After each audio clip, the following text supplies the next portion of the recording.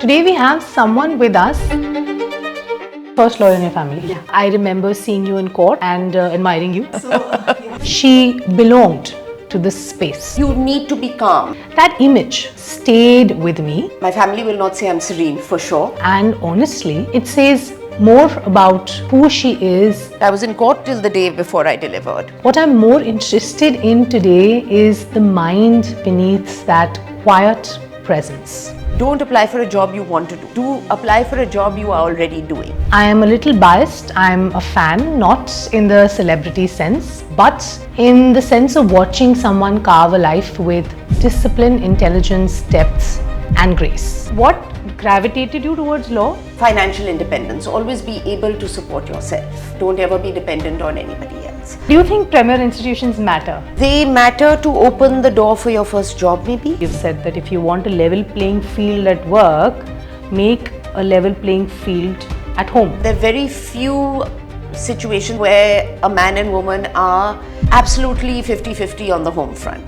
Men are better, they try. My husband certainly does. Despite being busy. So extremely busy. Yeah. Dad's showing up is, oh my God, that's so amazing. And it is that person, not just a lawyer, that we are here to meet today. Senior Advocate Shyel Trehan. Hi Shyel, it's so nice to have you here with us today. And it is a pleasure to actually sit down here with you and speak to you because I've seen you in court in my earlier years when I started practice. Of course, then I moved away from it. I remember seeing you in court and admiring you. So your personality, of course, very quiet, serene personality sitting in court. So that's my first question. I mean, is that instinctive? Is that something that you are as a person, that commanding presence that you have? Does that run in your personal life? So I think all litigators have very unique and different personalities, and everybody kind of crafts their own way of being in court. Mine is very instinctive, very much the same person in court as I am outside of court. My family will not say I'm serene, for sure.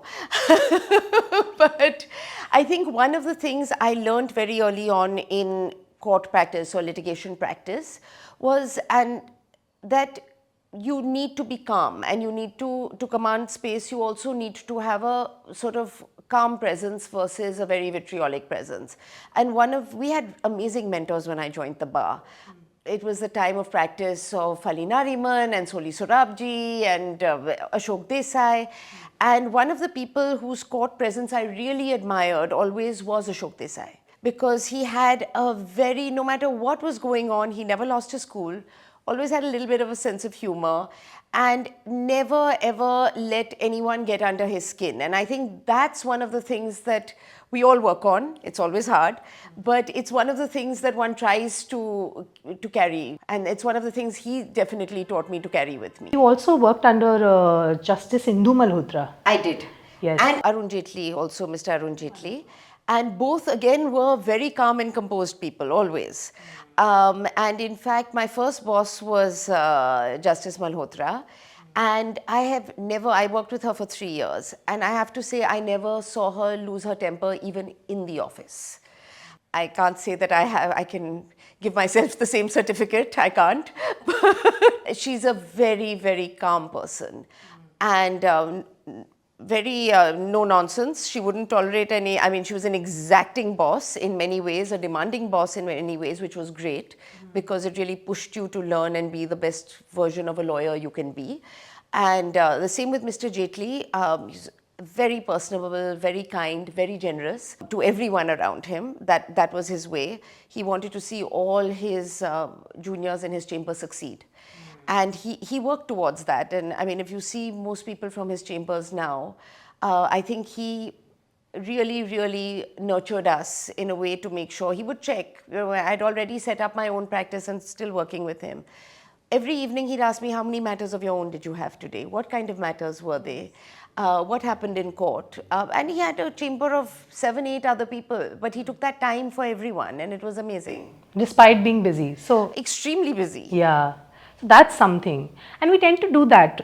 Whoever we work with or our mentors, we tend to always take some parts of them through our Yes. journey with them, and we try to follow that in many ways. I think that happens, especially the way they speak. Sometimes we like that part of their personality and we pick that. It happens, yeah. But you've also had a lot of big premier institutional names behind you. National Law School Bangalore, Columbia Law School. Uh, Talk about that if you want a little bit. We'd like to know, because how you made your way through that, firstly, and secondly, you come from a background of medicine familiarly. My question, I've always had that question for you in my mind. What gravitated you towards law? Because often what happens is, when you have something set up in the medicine space or in any professional space for that matter, you tend to gravitate towards that. It's more comfortable in a way. So to get out of that zone and then do law and then make it big in the profession, how does that work? So my family is very much into first generation professions. They encourage it a lot. So I was raised with the idea of, you need to find your purpose. It's going to be distinct to you. It should be something that, the two things that I was sort of brought up with was work ethic. Both my parents worked. And also the idea of it should be something that contributes to the world in some way, whatever way that may be. And it should be yours. And it should also financial independence, always be able to support yourself. Don't ever be dependent on anybody else. So those were the kind of values both my sister and I were raised with. She's an architect, I'm a lawyer. My mother's a journalist, my father's a doctor. So we have a lot of professions in the family. And my husband's an MBA. So there's a lot, and so I was never raised with the idea of a legacy profession. And I think the space in law is really changing. A legacy was a big thing, but I think the first generation lawyers are doing pretty well for themselves too. Yeah. So not to take away from people with legacy, there are a lot of very, very successful and bright people with legacy, second and third generation. But I think now first gens have a chance. Especially the Delhi High Court, it's a level playing field. You can, if you work hard, if you are competent, there's a chance for you. Yeah. It gives you that chance. As far as institutions are concerned, when I went to NLS, it was very new. I'm the 7th batch. 2 batches had graduated before me. Most people hadn't heard of it. So it didn't, back in the day. Back in the day, yeah. So it was very, very new. But it was, I have to say, at that time, it was something so different from any other legal education being imparted. And when we went, Madhav Menon was the director at the time. And it was there was a big emphasis on, socialism. He was himself very committed to producing what he called social engineers. And his idea was that you must go and help people. And he wanted to produce a lot of litigators, but realities come in the way of that. Most people absolutely had to support their families or at least themselves when they graduated from NLS at that time. Litigation was just not an option on the table because of the salaries. And so most people went into the corporate field not out of choosing it as an intellectual choice, but choosing it as financial choice just to be able to make ends meet. So at that time, while a lot of people took on corporate jobs and still do, I think we were all raised with a certain DNA to say, you have to do something outside of just supporting yourself or your job, like do something more, do things that help other people. So a lot of us do, if any point of time you need the support of the alumni group for something or, a project where somebody needs help, they're mostly all in. So it was an interesting time to be there. I don't know how I visited the campus now and there are a lot of wonderful infrastructural improvements, and I hope that DNA is still carrying forward. I'm sure it is. It's much, much more competitive. I don't know, back in the day you said that it was less competitive as it is from today if you compare it. But it's definitely there, I'm sure. But do you think premier institutions matter when it comes to setting up any practice, not only in law, but like generally in life? I think they matter to open the door for your first job, maybe. And that's it. It's very much about what you take from your education, and I don't think going to a premier institution sets you up for success. No, I think it doesn't. After opening certain doors for you because you are able to get an opportunity to prove your mettle or your work, beyond that, I think in professions specifically, then it's up to you to build yourself. Some institutions may put you through a rigor that gives you a good work ethic. And I think maybe one of the things I noticed at my 25th reunion, which was very recently, and we all went back to campus. And one of the things I was marveling at was that everybody seems to have done well for what they wanted to do. And people have chosen very different paths. But obviously something in the work ethic must have, because it wasn't the legal education. Some people are not even in law. But I think there was a rigor and a work ethic, which if you are in an institution that puts you through that, I think it helps you in life. But I don't think it's a ticket to how successful you will be at all. I think alumni setups also matter a lot in law schools, because a lot of them don't have that network after they pass out. So that's also very helpful for access, networking, for just generally speaking to somebody at the same level as you, you know. So I think that for NLS has been a very interesting journey actually, because your own batchmates and the people you go to college with up and down from you in those years, it was purely residential. There were 500 of us on campus, and it was a very remote campus. It would take an hour to get into Bangalore city. So we were all each other's entertainment. We were there a lot of the time. We were all living in a hostel. In those days, the hostel, we used to get locked in at 9:30 at night. The doors used to just get locked, and we had an 8 o'clock curfew to be in a hostel, and you could take late permission. So we were all together. So people are very, very close. When you live like that, it's a very tight-knit, close circle of friends. They are very close friends. That friend group actually is your network. I mean, never think of it as a network because we're all so close and such good friends. But it is pretty much that. And I think I would hope that for junior batches it's also like that. When we graduated, I can count on my fingers the number of alumni who were in litigation. I mean, when I came into litigation, I think there were, I came in 2000 and there was Nikhil Nayyar, Dayan Krishnan, Raj Shekhar Rao was a year senior to me, Siddharth Agarwal was 2 years senior to me. I mean, there were literally Trideep Pius, there were literally a handful of us in litigation. Jayant Mehta is my batchmate. Very, very few of us in litigation. I see more people coming in now.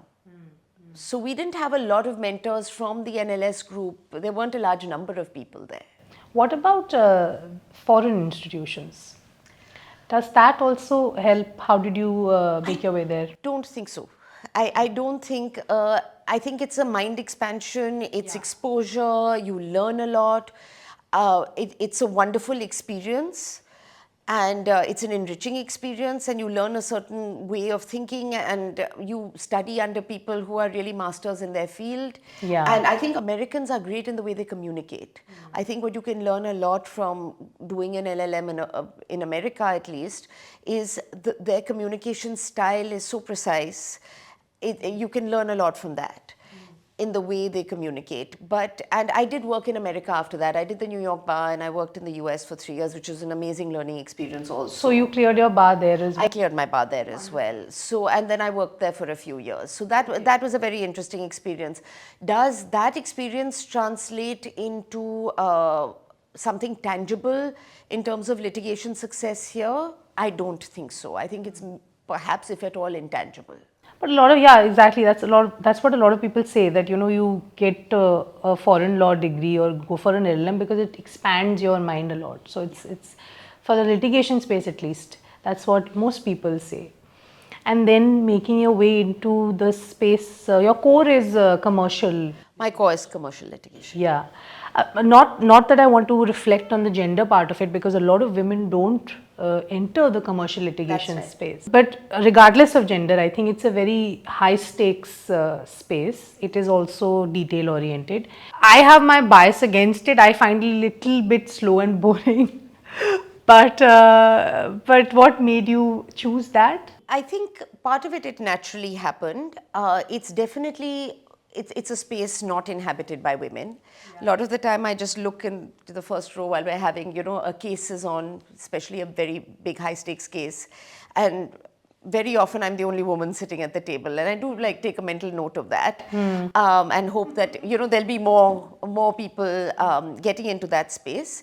But it is, women are highly underrepresented, especially as arguing counsel. I think on the solicitor side, not as much, but as arguing counsels, very much so. And that's world over. It's not only India. In fact, I was reading a very interesting study of, somebody had done a study in the US of people speaking in court. How many women versus men spoke in court on a certain day. And then they divided it further to say how many were representing the government versus a private party. The number of women shrank again. And then they did it by stakes involved, economic stakes involved, and it was in single digits. So we went from like a 25% of women speaking to single digits of women actually speaking in a high stakes matter. So that gender divide is global. It's there. I think women are trying to chip away at that glass ceiling everywhere. It's going to take time. I think we all have to be patient. It's a good time to try it, because I think judges are very gender neutral now. You don't see the kind of misogyny you saw earlier from the bench at all, which I think is a big change from when I joined the bar 25 years ago. It's hugely different in the way you're received. And I think clients are also more gender neutral than they used to be. So gender-wise, why I chose it also, I think I'm a person who thrives under pressure. So I enjoy that kind of adrenaline rush when things are moving. And you can get that from many. I did a lot of white-collar crime work also, which I really enjoyed. But when you start to become only an arguing counsel, you really need to specialize in one area. So this became my area of specialization, really. I still enjoy doing writ work. I really enjoy appearing in writs and administrative matters and matters in the constitutional court. So I do enjoy that work as and when it comes. But my mainstay of practice has been commercial litigation. Now going back a little bit, you spoke about the gender bias across the board when it comes to the legal space, court space, the misogyny that you said that you saw earlier when you entered the profession of judges. I've read about that a little bit. You've spoken about it also in a written piece about a statement that CJI Bopde had made back in the day. Yes. You said specifically at the end, you've said that if you want a level playing field at work, make a level playing field at home. Yes. So some reflections on that maybe first. So this is my theory on how women can succeed at the workplace, and it's not only for law. The personal, I don't like to call it a burden, because I love parenting. I love to be a parent. I don't find, I would never call it a burden. But at the same time, the mental load is mine and the heavy lifting is mine. I am the primary parent to my children. I am also the default person for all things at home. And that's almost every person in there. There are very few situations I can think of where a man and woman are absolutely 50-50 on the home front. Men are better, they try, my husband certainly does, but it still largely stops with me. And so one of the things I feel is that, you can say that we're keeping a level playing field at work, but if the woman is carrying all the load at home, and part of it is maybe not a physical load, you can have a lot of people helping you, but there is also a mental load. The person who they are competing with at work has a free slate. They are only thinking about work. And women are great multitaskers, they're great at it, but that doesn't mean that, they say that you can have it all. Yes, you can, but do you want to do it all is the question. You're doing it all because you have to, because you want it all. But there definitely needs to be a rebalancing in homes. I feel that women, men, everybody has to get back to the drawing board to say, a lot of law firms and people say, we're so supportive of keeping our women in the workforce. We keep, when they go off on maternity leave, things like that, we keep their space for them, which is great. And things have changed that way. But at the home front also, somebody needs to pick up some of that work so that that woman is able to give her best at work as well. So I feel like that rebalancing of the home space, we're very far away from it right now. I don't think, I hope in the next generation, I mean, I still see today, my husband goes to school a lot. Because, you know, when there are functions in school that are during court hours, I can't make it. It's impossible. He has a far more demanding job than mine, but at the same time, he has flexibility to be able to take, he doesn't have court hours to deal with, so he can leave. And I get pictures from him, of him at school functions saying, oh my God, he's such an amazing dad, from mothers. And I'm like, has anyone taken a picture of you and said, oh wow, you're an amazing mom for being there? So, you know, it's dads babysitting their kids. Dads showing up is, oh my God, that's so amazing. But it's so taken for granted that the mother's going to be there anyway.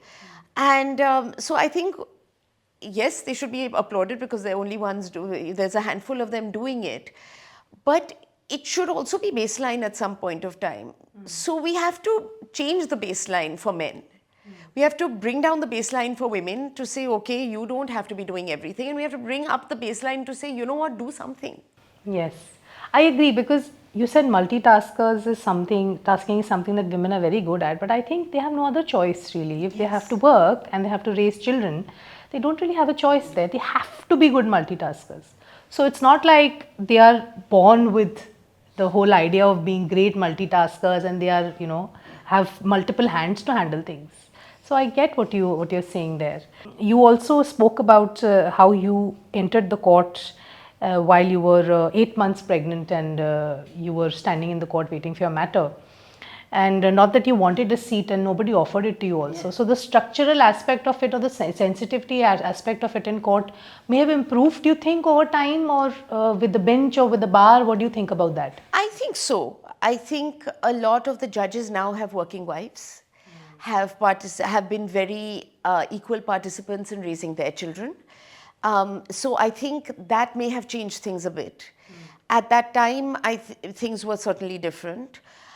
Women also weren't that pregnant and hanging around court. Now I see many more of them. Yeah. So I mean, I worked till the day I delivered. I was in court till the day before I delivered. So I think that was a bit of a, you know, curiosity to people. They didn't understand why I was there.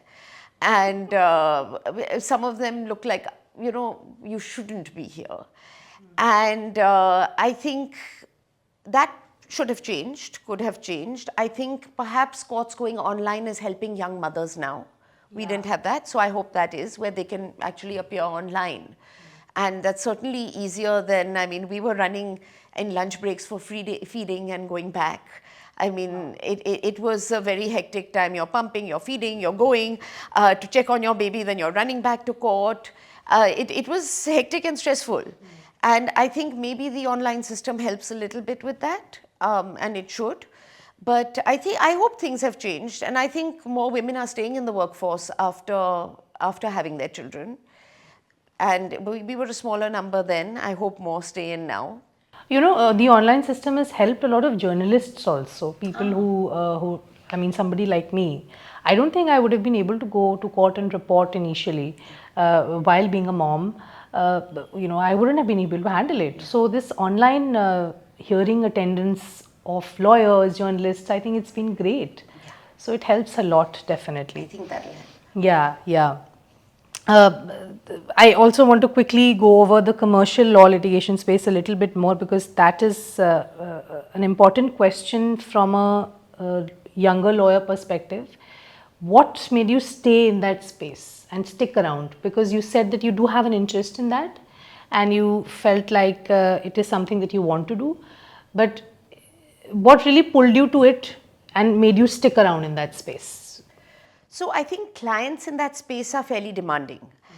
And I found that fun, in the sense of they're demanding a lot out of you and you really need to deliver.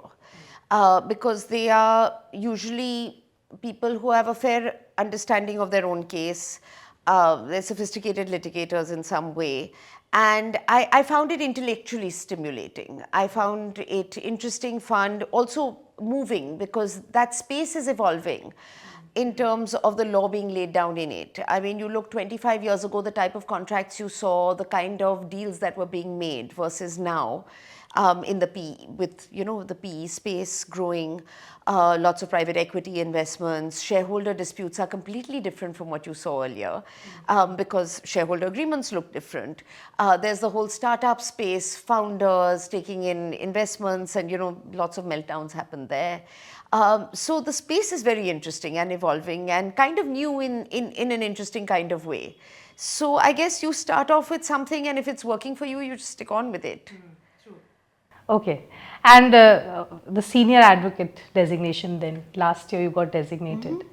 What was that like? How was the feeling like? And did you ever have any plan in mind when you thought to apply, or was it always the plan that this is something I want to do? I want to become an arguing counsel, a senior designated lawyer. So any thoughts on that? So in fact, I think it was my first year of practice or second year of practice, and we were all having lunch in Justice Malhotra's chamber. At that time, she was Miss Indu Malhotra, and she was actually an AOR at the time. And one of our colleagues went around the lunch table and said, "So where do you see yourself when you're 40? And I said, "I see myself as an arguing counsel." And he said, "But you're a woman, you can't be an arguing counsel." And I said, "Why not?" And he said, "Well, two tired people can't make a home, and you should be an AOR." And it was really surprising to me, because I was raised in a way that women can do anything. My parents raised me like that. My friends are all professionals in their own spaces. The idea that you can't do something because of your gender actually had not occurred to me. And then I saw, that was the first time I actually had a peer having a misogynist point of view. But one of those things, so I knew from the start I wanted to be, that had captured my sort of imagination, that I wanted to be an arguing counsel. As practice developed, as a first generation, you take all the work that you get. So first generation lawyer, you take all the work you get. And so it was a very client heavy practice for a long time. And then while we were arguing our own cases, we also had a lot of clients. So at some point you have to take the decision of, okay, am I going to build this out as a litigation sort of boutique firm, or am I going to be an arguing counsel? Yeah. And I had a partner, Diya Kapoor, and both of us decided that we both wanted to be arguing counsels. So then we actually sort of wrapped up the partnership, set up our own individual practices to become arguing counsel. We both got designated in the same year, which was really nice. And so that was the plan. And so that plan was kind of, it took 2-3 years to kind of wind down the filing practice and all of that, and transition to an arguing role. So we did that before applying for designation. So you took it as a challenge in a way when that was set to you? I mean, it just stuck with me as something so alien to me more than anything else. Yeah. That is a thought process that people had, because it didn't occur to me that could be and of course, when you practice in courts, you realize Indu Malhotra was the first female senior counsel to be designated by the Supreme Court. And that only happened in the mid-2000s. So, I mean, it is a fact that it's not easy. And it was, and then in terms of when to apply and, how do you plan that? My husband gave me a piece of really good advice when the round of designations before the one I applied for happened. And he said, "You know what, you should only apply for a job when you're already doing that job. Don't apply for a job you want to do. Apply for a job you are already doing." And that was those 2-3 years where I really focused on not having any more filings, not taking on any new clients, graduating to only an arguing role, and then applied only after that. So I think that timing was about right. So you're saying that it's ideal that you first focus on arguing matters more instead of taking up new filings. Can you explain that a little bit? So I think when you become a senior counsel, you don't file any more cases, and you don't have client contact anymore. If you apply for designation only having filings and your own clients, and nobody has ever come to brief you, that transition is going to be a bit rocky. Right. Because you have to there are 10 seconds of terror in this whole thing. You send away all your files. So whatever old files I had, clients I had, from the day of designation, I distributed them to younger lawyers or other lawyers or chambers or firms. Or just simply return the brief to the client to say, I can't do this anymore. And a lot of those cases come back to you in a briefed capacity, because whoever then dealt with the client may choose to brief you or may choose to brief somebody else.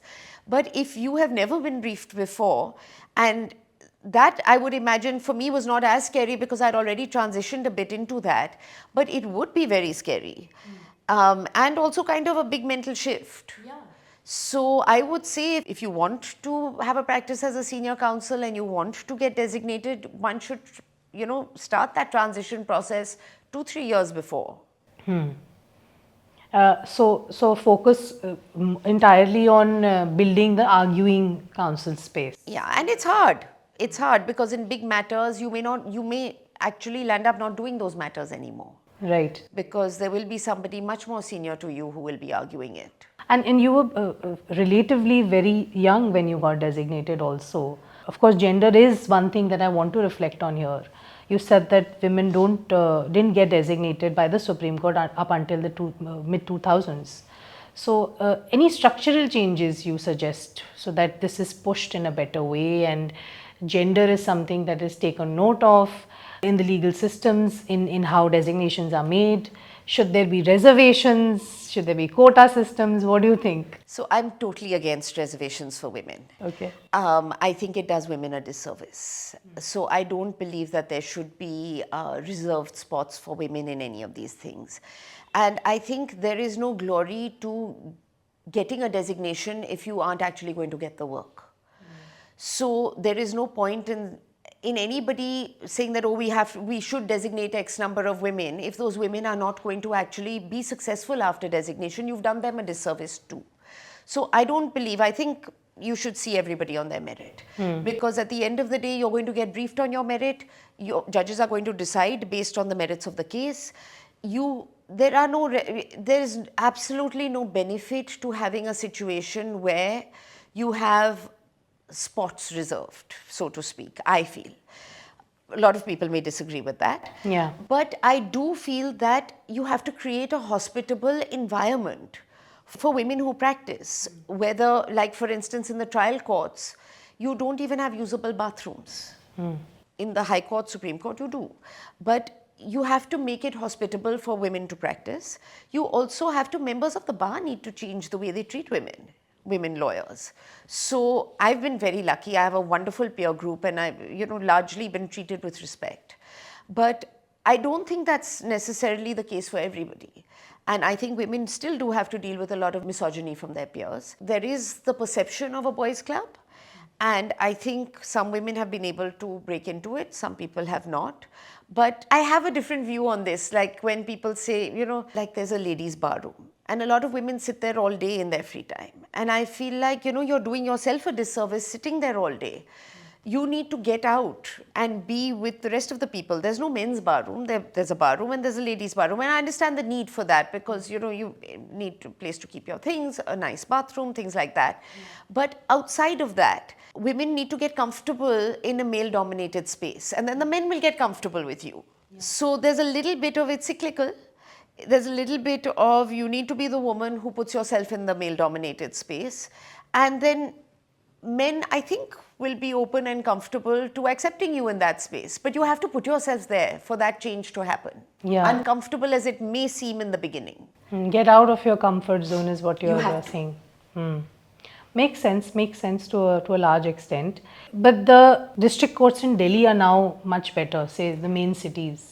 Bathroom-wise and general structural reforms have happened. The smaller cities, although tier 2 cities, tier 3 cities, I think that structural issue continues for sure. Even in representation, when it comes to women lawyers, hardly if you go to a district court in say a smaller city like a tier 2 city, hardly any women lawyers or women judges maybe, because then there's a competitive exam that everybody has access to. But practice is a big thing that a lot of women don't really stick around in. So yes, I agree that the structural reforms need to happen and people do need to step out of their comfort zones themselves. Any advice you'd like to give to younger lawyers who want to strive for becoming senior lawyers? I think the advice to younger lawyers, especially this generation, I find, Gen Z is used to, they've grown up with Blinkit and the internet and all these things that are so instant. There's instant gratification in so many ways. That long struggle, the grunt work, that builds you as a lawyer, the rigor, and young people seem to want to jump that a little bit now. Very bright people coming into the profession, they want to work hard, but they also want instant gratification, and that's not going to happen in a litigation field for sure. It's long, the gestation period is very long. It could be very long before you even argue your first case. Your first 2 years may be simply making notes for your senior or drafting and learning, and those are really important years. You will not be a good arguing counsel if you don't put in that kind of hard work and practice. And I do see there are people who went straight into counsel practice, who came straight into, say, only a brief practice and never dealt with clients too much. And I feel like skipping that step is actually may not be the best way to learn, because spending time with a client, creating a case brick by brick by brick, page by page, you learn so much. And you learn so much from your clients also. And you learn a certain kind of communication and how to handle people. And those are skills nobody can teach you later. So I feel like the hard work, and the biggest thing I can say is choose your mentors well. Find a mentor who's ethical, most importantly, integrity, and who will support you. I think success in litigation comes through mentoring and having good mentors in your life. Agreed.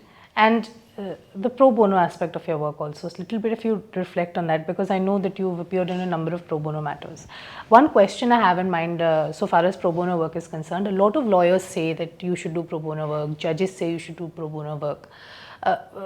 There are some lawyers who may not have the financial means to spend time on a pro bono matter versus something which is giving them returns monetarily. So your suggestion in that regard, when it comes to taking up pro bono matters, is it better to first establish yourself in the space and then take it up, or do it from the start, make it a habit? What do you think about that? I think making it a habit is the best thing. And I feel like a lot of junior people who have just joined the bar 2, 3 years, 5 years into practice are usually working with somebody else. They haven't set up their own practice yet.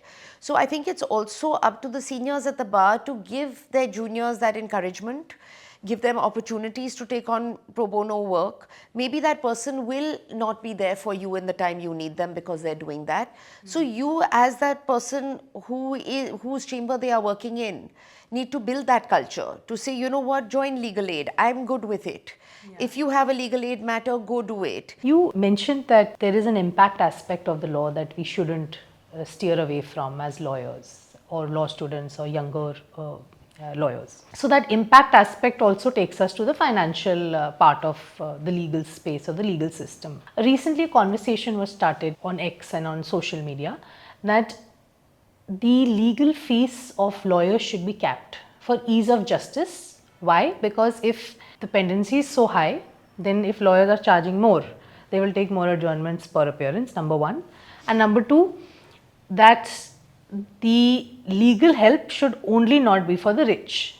So the access to justice should be taken into account. Yeah. And when everybody is regulated, so many professions are regulated for fees, why not for lawyers?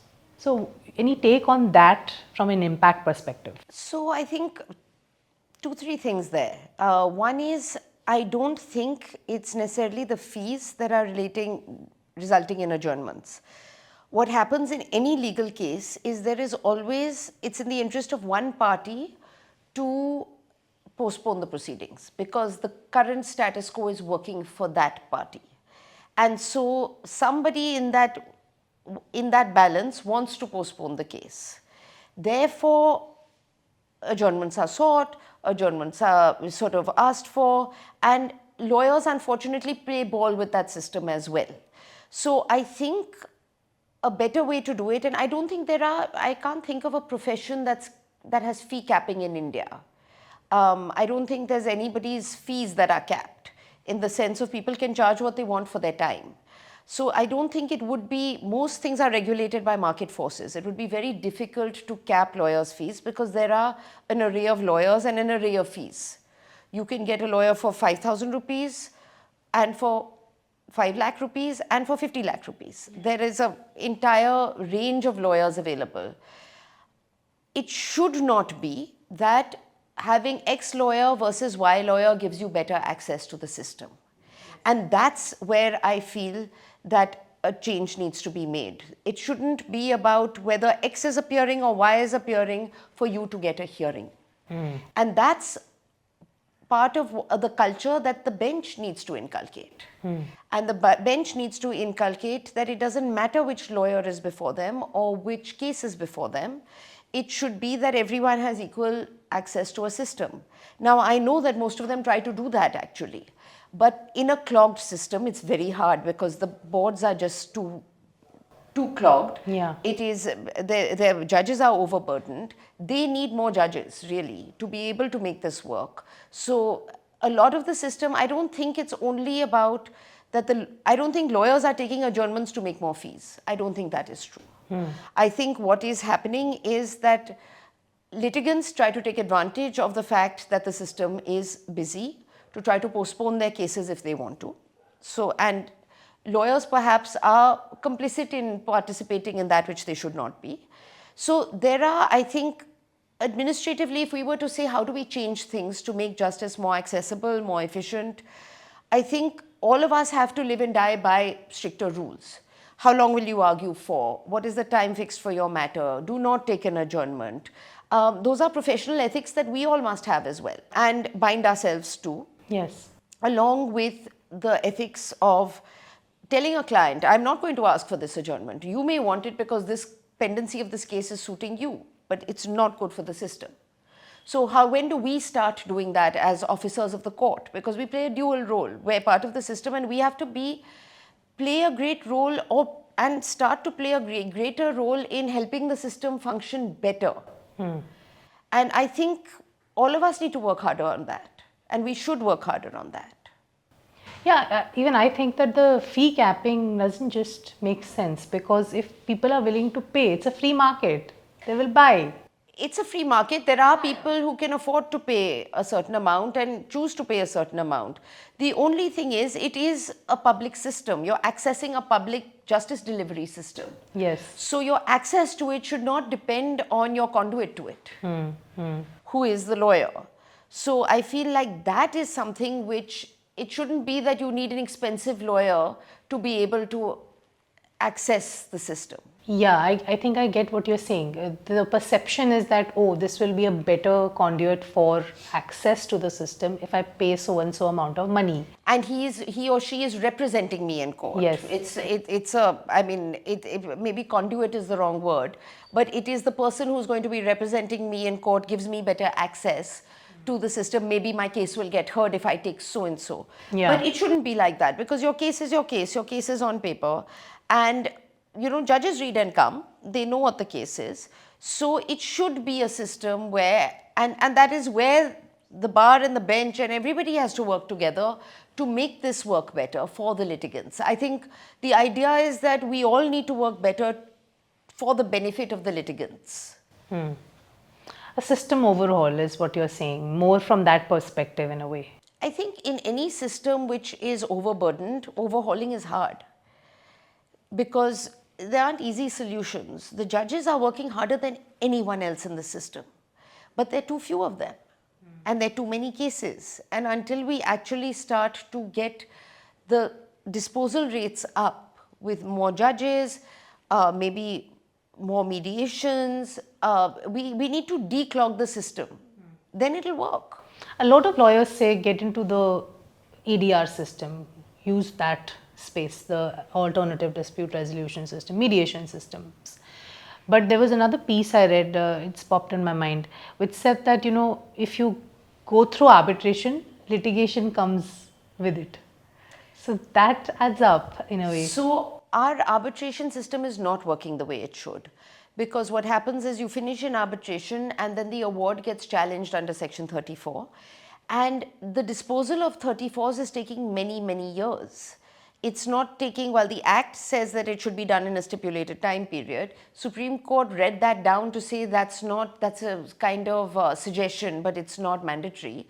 And what's happening is because the system's clogged, not the judge's fault either, but because the system is clogged, it's taking many, many years for Section 34 to be, so you're back in litigation really. And you're in that system where it's taking X number of years still to be able to execute your award. So there is a problem on this, the challenge of awards going into courts and taking a very long time. Mediation, however, is successful when it works and when people go for it. And I do feel we underuse it in India. We could use it better. We could, and when parties enter mediation in a good faith way, the results are fantastic. Going back to the arbitration aspect, the 34 award aspect, where the timelines were set aside by the Supreme Court later, isn't that counterproductive then? Because if the court is not saying that there should be a timeline, they don't want judges to adhere to any timelines, then how do we really get rid of the pendency that's out there? That's the difficulty. So the pendency of the idea of arbitration was to make it quick. And then if you're stuck in courts for 5 years afterwards or more on challenging of awards and you can't really execute, what is happening now that's a bit different and better is that the party seeking a stay of the award in a 34 has to deposit the money and the other party can withdraw it. But that's also against a security. So you're still out of pocket. You're not truly enjoying the fruits of your award if you have succeeded. Till the time all this pendency is over. So it is a difficult kind of, it's not working the way it should. It's like a double whammy, like a catch-22 situation. You finish your trial very fast, quicker than a civil suit. But then you're kind of stuck for a long time. All right. You've described yourself as a primary caregiver. So I'm going to ask you a question from that perspective to end this. Any advice to the people who are primary caregivers at home while they want to stick around in the litigation space specifically? So any advice you'd like to give? So, litigation, because you're really working in the unorganized sector. You don't have maternity leave. There's no structural support in terms of that you can be away for X amount of time and you're off the clock. Because either you hand over your cases to somebody else or you have to be there. So it is demanding, it is difficult. I think particularly when you're parenting, there's guilt, there's a lot of guilt. So I think people should understand that guilt is natural. You will have it your whole life, it's okay. I think children learn something different from you when they see a working parent, when they respect that you do have this other part of your life. And I feel like now my children are teenagers, they're older. And I feel like I didn't necessarily do them a disservice by being a working mother. I think they understand it. I think I did instill a work ethic in them for that. I think they learn many things from seeing me work. I think they learn a lot of things from seeing their father pitch in at home for when I can't be there or when he needs to be there to be the primary parent when I'm not. I mean, there will be times when I will have to message him saying, I'm in a final hearing today, be the parent. I do send that message. I say that, look, today you are the only parent or you are the parent. You're in charge. And that also now, what men typically do is you will get 10 questions back. Oh, what has to be done here? What is so-and-so's program today? What time is the math tutor supposed to send the link? That's not taking on the load. Because if I have to answer 10 questions, I could just do it myself. So be patient. It may be hard to hand over the load. It may be trying on your patience to hand over the load because the first few times you do it, you will be spending more time getting that person equipped to handle the load. Yeah. But do it. Because otherwise you will always be doing it yourself. So, the first few times and so really the advice is, enlist help, enlist grandparents if you can. Be demanding on your spouse. The father is not a babysitter. The father is an equal parent. So try to enlist the help of the other parent as much as you can, as much as your jobs permit. Of course, everybody has their own kind of unique circumstances. And when you can, the first few times you do it, it's going to be difficult because that person's not equipped to doing it mentally. It's a shift for them as well. But stick with it, it gets better. And you know what? There isn't another way as far as I see it. I don't think the answer is staying home. I don't think the answer is giving up whatever the career that you see yourself doing. So create the scaffolding around you, even if it's hard and you have to demand it of people. That's such great advice. Thank you very much, Shyel. It was wonderful to speak to you today. Thank you for having me. This was fun. It was a lot of fun, yes. So thank you for your time. Thank you.